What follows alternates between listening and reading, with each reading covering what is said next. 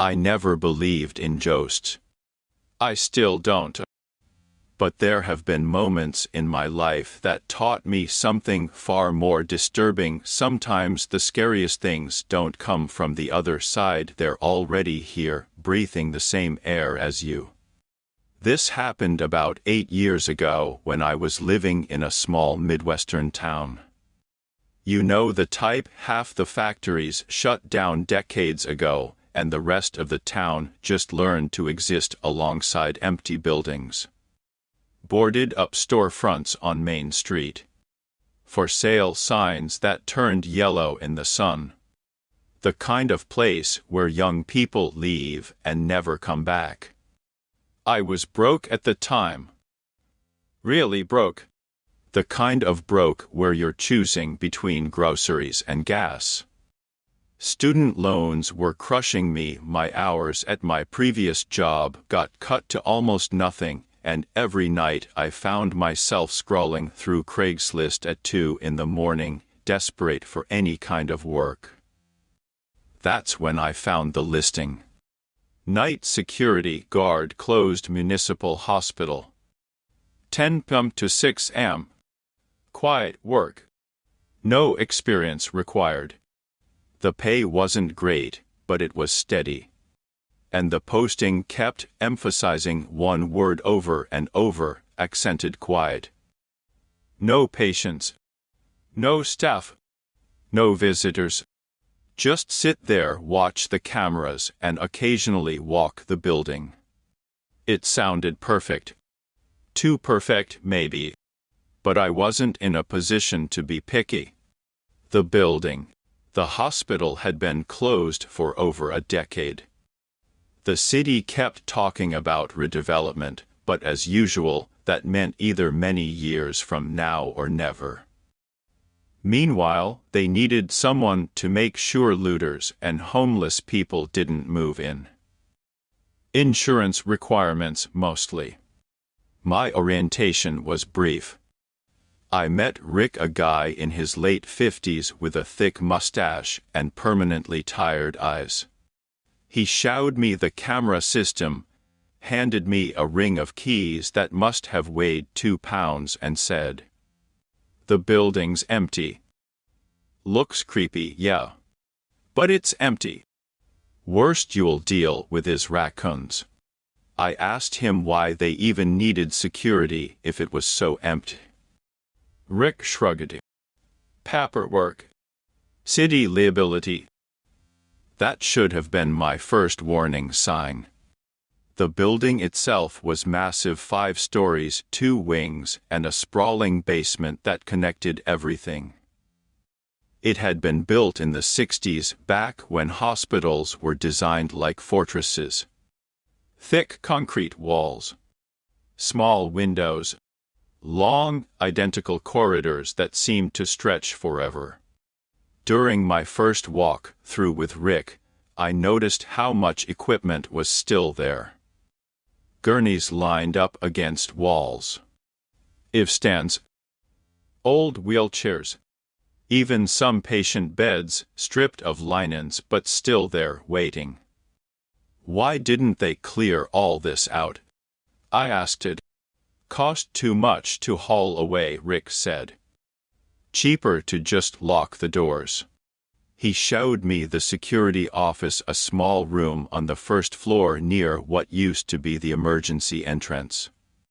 6 camera monitors, a desk, a chair that creaked when you sat in it, and a space heater that barely worked.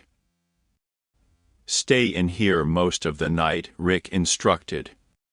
Walk the floors once every 2 hours. Check the doors. Write anything unusual in the logbook. What counts as unusual? Accented, you'll know it when you see it.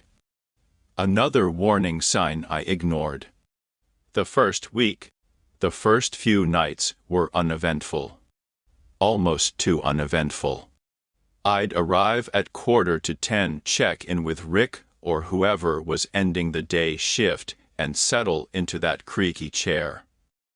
The camera feeds showed the same thing every night: empty hallways, peeling paint, flickering lights that the city refused to fix. At midnight, I'd do my first patrol. Walking through an empty hospital at night is different than you'd imagine. It's not just creepy, it's wrong. Hospitals are supposed to have sound. Beeping machines, footsteps, conversations. Without all that, the silence feels heavy, almost physical. Every sound echoes. Your footsteps bounce off tile floors. Doors creak like they're announcing your presence. And there's this smell, a mixture of old antiseptic mildew and something else I could never quite identify. Decay, maybe, or just time. But nothing happened. No raccoons. No intruders. Just me and the ghosts of fluorescent lights humming in empty rooms. By my third shift, I started to relax. I brought a book, downloaded some podcasts, started thinking this might be the easiest money I'd ever made. That's when things started to change. The generator. The hospital ran on backup power, just enough to keep the lights on and the cameras running. But the generator was old, probably original to the building, and it had a habit of acting up. The lights would flicker. The cameras would get static.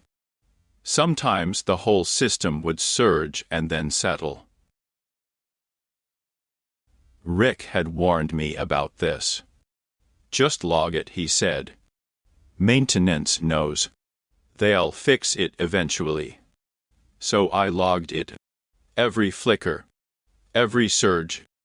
Didn't think much of it. Until night 5. It was around 1:30 in the morning. I was watching the monitors, half focused on a video on my phone, when one of the cameras caught something. 3rd floor. East wing. At first, I thought it was just interference, a shadow stretching weird across the hallway. But then the shadow moved. It was a person. Tall. Thin. Wearing something light-colored. It looked like a hospital gown, the old-fashioned kind. The figure moved across the corridor slowly, deliberately, and then disappeared into the stairwell. My heart kicked into high gear. I grabbed my flashlight and radio and headed upstairs. The 3rd floor was darker than the others. More windows were boarded up, and half the lights didn't work.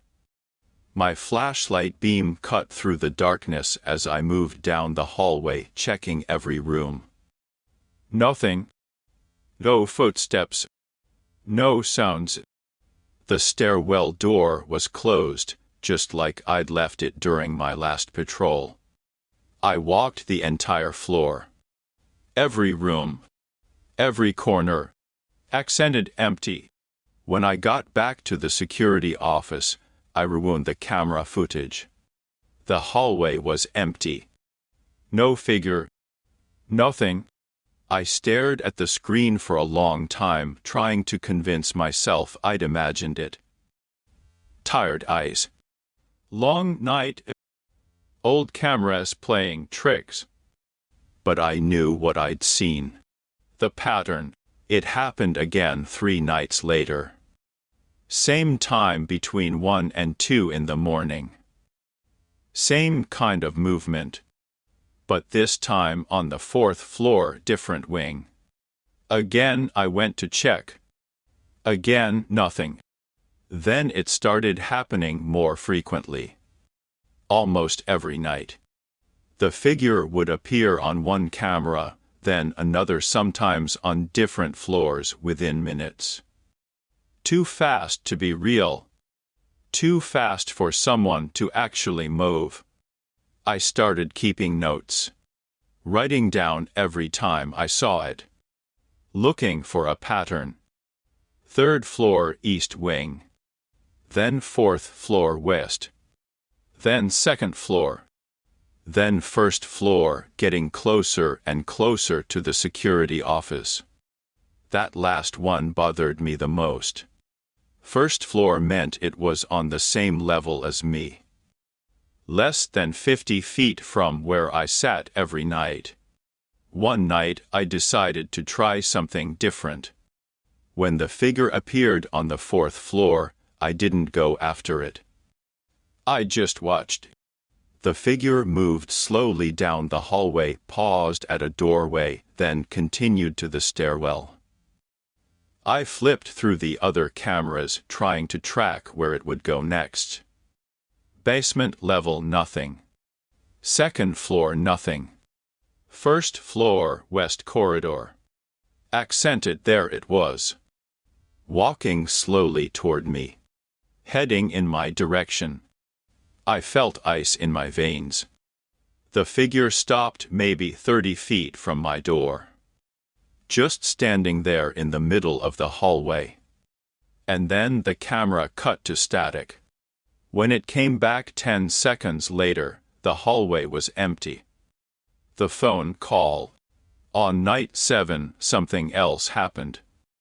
Around 2:30 in the morning, the office phone rang.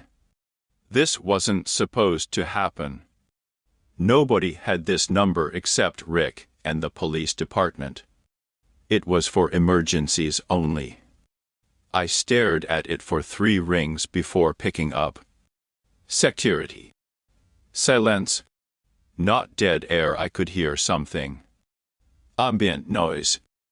Like someone was there, just not speaking. Hello, I said again. Then I heard it. Faint. Barely audible. Accented breathing. The same breathing I'd heard on the second floor. My blood went cold. Who is this? The line went dead. I sat there, phone in my hand, trying to process what just happened. Then a thought hit me like a punch to the gut. The only phones that still worked in this building were the ones connected to the internal system. The emergency stations on each floor. Someone had just called me from inside the hospital. I pulled up the camera feeds, scanning every floor, every hallway. Nothing moved. Everything was still. But now I knew. I wasn't seeing things. I wasn't imagining it. Someone was here. And they knew I was here too. The second call. It happened again the next night. Same time. 2:30 in the morning, almost to the minute. This time I was ready. I had the cameras pulled up, watching every emergency phone station in the building. The phone rang. And on the monitor I saw it. 4th floor. West wing. Near the nurse's station. A figure standing at the wall-mounted phone. Tall. Thin. In that same light-colored clothing. Accented, holding the receiver. I answered it. I know where you are, I said, trying to keep my voice steady. The police are on their way. A lie. But I needed to say something. For a long moment, nothing. Just that breathing again. Then. Finally, a voice. Quiet. Hoarse. Like someone who hadn't spoken in a long time. You shouldn't be here. The line went dead. I watched the monitor. The figure hung up the phone, turned, and walked calmly down the hallway. Into the darkness. Out of frame. My hands were shaking so hard I could barely write the incident report. I called Rick. No answer. Left a voicemail. Told him I was seeing someone in the building. That I was getting phone calls. That this wasn't just equipment malfunction anymore. Accented, he never called back. I should have quit right then. But I kept telling myself just a few more shifts. just enough to cover rent. Then I'm out. The elevator. Night 9 was when it got personal. I was doing my midnight patrol. 3rd floor. Checking the doors like always. That's when I heard it. The elevator. The elevator hadn't worked in years. No power. Rick had shown me on my first day the call buttons were dead, the doors permanently closed. But now I heard it moving. The mechanical hum. The cables pulling. The distinct ding of it stopping on a floor. My floor. I turned slowly. The elevator was at the end of the hallway, maybe 40 feet away. The doors were opening. The car was dark inside. Emergency lighting had failed long ago. Just a black rectangle in the wall. But something was moving in that darkness. Accented someone was inside. I didn't wait to see who it was.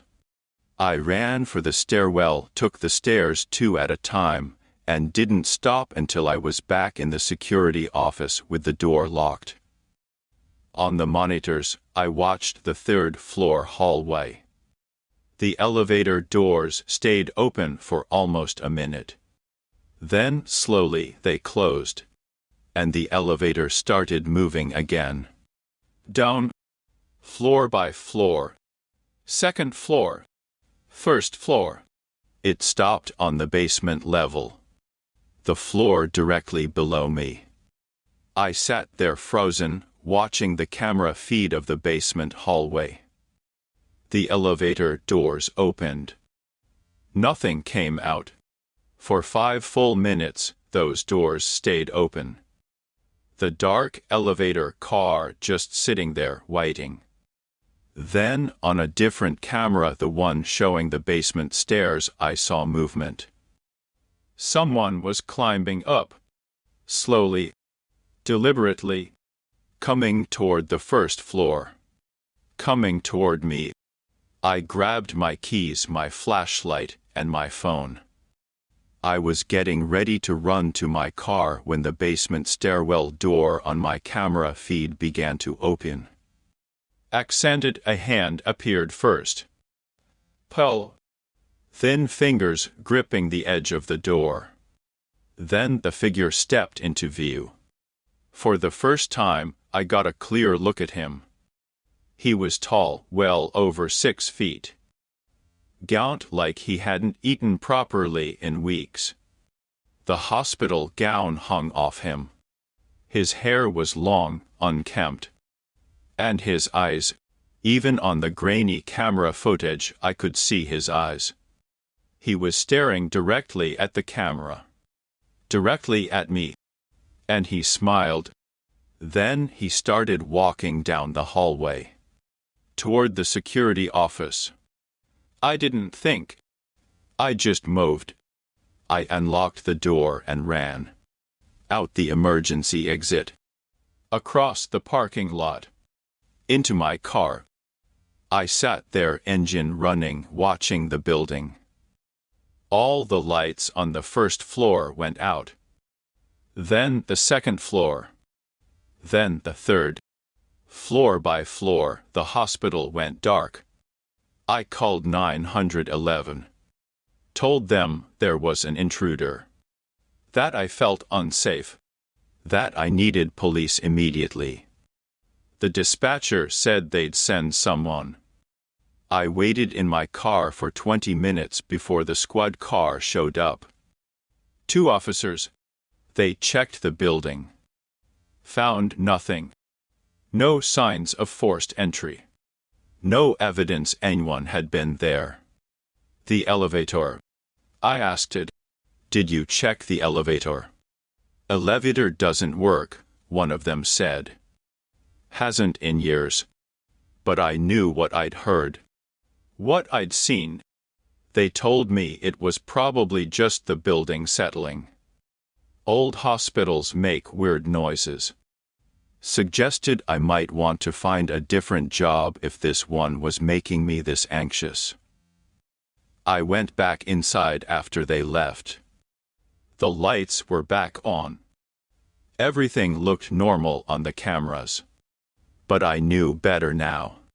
I knew I was being hunted. Night 10. I almost quit after that. Almost. But I needed the money. And during the day under normal light, the whole thing seemed less real. Just equipment malfunctions. Old building settling. My imagination working overtime. I kept telling myself that. Until night 10. It was around 4 in the morning, that dead hour when you're tired enough to see things but awake enough to know you're seeing them. The building was quiet. Too quiet. That's when I heard it. Accented breathing. Not from the radio. Not from the ventilation system. It was coming from somewhere on the second floor. I sat frozen, listening. It was slow. Measured.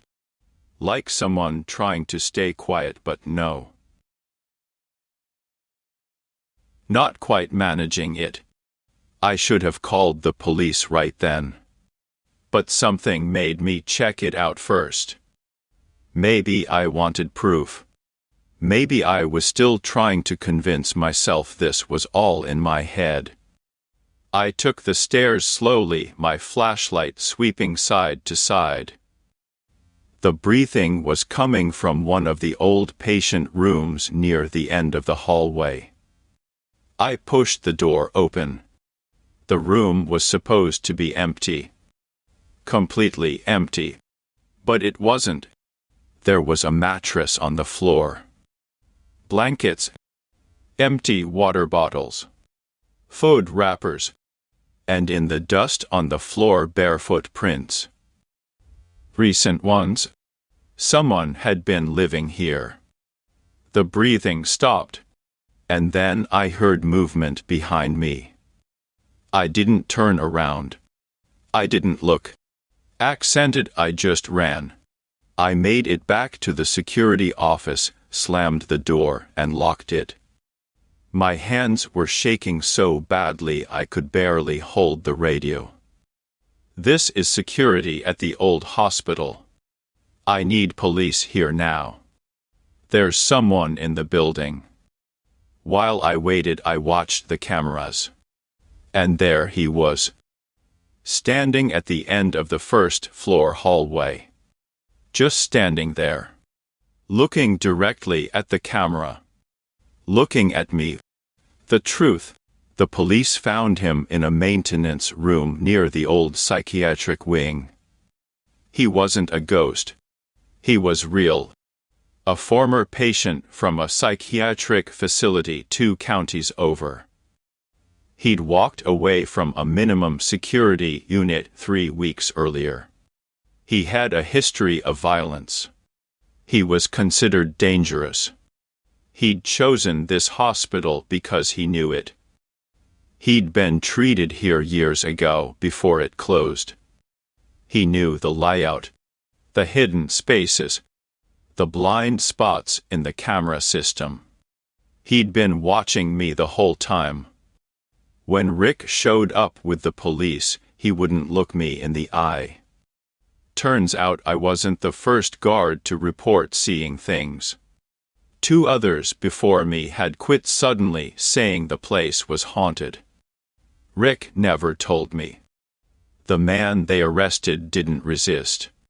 He just smiled as they led him away. One of the officers told me they found a journal in his makeshift room. Pages and pages of observations. My schedule. My routines. Where I went during patrols. How long I spent in each area. Accented he'd been planning something. I quit that night. Didn't even wait for my last paycheck. The aftermath. The police detective showed me the journal they found. He said I didn't have to look at it. But I needed to know. Page after page of my routines. Timestamps. Sketches of the security office layout. Notes about which doors I checked and which ones I skipped. But it was the last page that made my blood run cold. In careful handwriting, dated 3 nights before they caught him. Accented tonight. Room 237. He always checks it last. He'll be alone. The cameras can't see inside. The detective closed the journal. You got lucky, he said. One more night and he didn't finish. He didn't need to. I still think about it sometimes. Late at night when I can't sleep. I think about how many times I walked past that maintenance room where he was hiding. How many times I stood in a hallway checking my phone while he watched from a doorway just 10 feet away. How many nights I sat in that security office eating my sandwich, watching those cameras completely unaware that someone was standing in the blind spot just outside my door. Counting my steps. Learning my patterns. Waiting. The hospital was demolished 6 months later. The city finally found the funding. I watched them tear it down on the news. Felt nothing but relief. But sometimes, late at night, I'll be walking to my car after work. And I'll get that feeling. Accented that cold, creeping sensation on the back of my neck. Like someone is watching. Like someone has been watching for a while. And I'll turn around and there's nothing there. Nothing but empty parking lot and distant streetlights. But here's what I learned. The scariest thing isn't realizing you're not alone. It's realizing how long you went alone. And never knowing for sure if you really are alone now. Or if someone is still out there. Still watching. Still waiting. Still learning your patterns.